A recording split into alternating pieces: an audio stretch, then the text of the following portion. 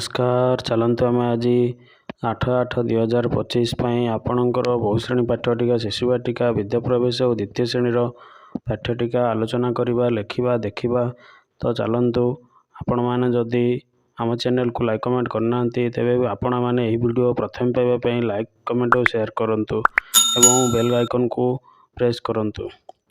देखंतु आपणकर शिशु बाटिकार आपणकर विषय हूँ भाषागत समन्वित शिशु बाटिका विषय पीरियड आपणकर 33 से विषय प्रसंग होउची आपणकर बौद्धिक विकास दक्षता होउची सरल अनुकल्पना गठन करवा एवं प्रकृतिर कारण एवं प्रभाव संपर्क अनुकरण करिवो। एल होउची आपणकर परिवेश को पर्यवेक्षण करिवो और सिद्धांत उपनीत हेबो।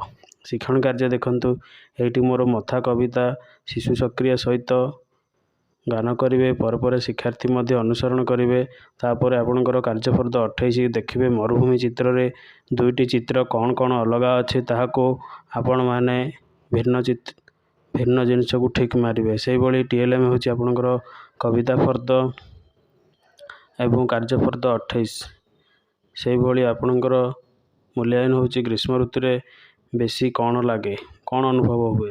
बहु श्रेणी परिचालना होची आपणकर मंतव्य से भाई आपणकर द्वितीय श्रेणी विद्या प्रवेश भाषा गणित समन्वित पुस्तक देखंतु पीरियड होची 38 विकासात्मक लक्ष्य होची आपणकर 3 कार्यफर्द आपणकर 40 सान बड़ दक्षता से भाई आपणकर एलो होची वस्तु गुड़ी को आकार आकृति अनुसार सजाइबा बा तुलना करवा वर्गीकरण करवा। देखंतु बड़ हुए मु केबे पुणी छोट होउची केबे सकारात्मक कार्यटी अंशग्रहण करेंगे पिला माने एवं बड़ चित्र कोटा ठीक मारे से भाई सान चित्र कार्यफर्दर कोटा ठीक मारे।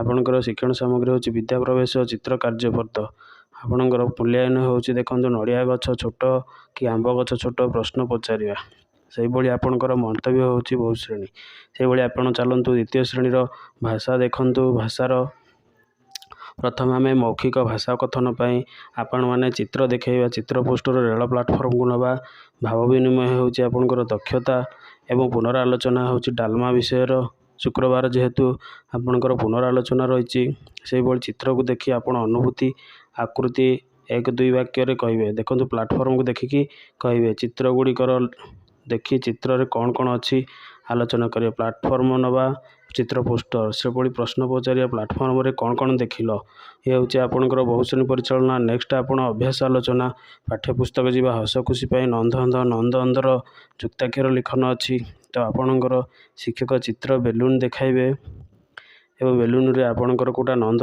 और नंद शब्द अच्छी ताकू जोड़ी करेंगे।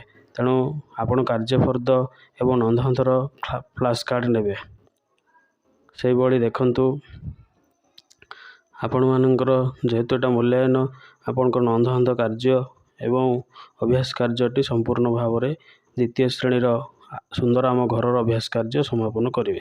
से भाई नेक्स्ट 40 मिनट आपणकर कार्यपुस्तिकार आपणकर पाठ 40 और 41 जो थे आपणकर पुनरालोचना एवं पुनरालोचना रही तो 40-41 रे तो शब्द पढ़ गठन लेख शिक्षक कार्यफर्दर 2 अक्षर जोड़ी आनी शब्द गठन करेंगे एवं डालमार प्रश्न पचारे डालमा किपरि लागिला एवं केउ केउ परिबा तुमको भल लगे यही मूल्यांकन प्रश्न पचारिबा। ये हूँ आमर बहु श्रेणी परिचालना। तापर आपण मानकर होची देखंतु कार्यपुस्तिका तापर आपणकर जीवा गणित को नेक्स्ट गणित 30 मिनट पाई आपण मानकर देखंतु क्रमिक संख्या आपण पूर्णवाचक संख्या एवं रेलो होची सक्रिय अंशग्रहण रे पूर्णवाचक सक्रियात्मक कार्य करेंगे। तो आपणकर कार्य एक्टिविटी रे सक्रियात्मक कार्य रे आपणकर पवन बहे थिरी थिरी प्रथम मास जानुआरी झरणा बहे झिरिझिरी शिशु मैंने गान करेंगे। द्वितीय मास फेब्रुआरी तो सक्रियात्मक कार्यर फर्द ने प्रथम मासर नाम कौन द्वितीय मासर नाम कौन यही भाव में आप प्रश्न पचारे से भाई आपणकर 2टी नेक्स्ट 30 मिनट आपणकर पूर्णवाचक संख्या व्यवहार करेंगे। आपणकर विषय प्रसंग होची आपणकर क्रमिक पूर्ण संख्या वाचक शब्द जानिबा पूर्णवाचक संख्या लिखिबा धारणा को व्यवहार करवा होची आपणकर दक्षता।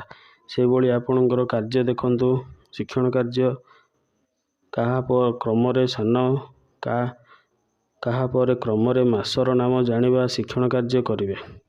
ସେହିଭଳି ଜିକେର ହଳଦିଆ, ନେଳି ଓ ଲାଲ, ସବୁଜ, ଧଳା ନେଇ ସଜାଇବା।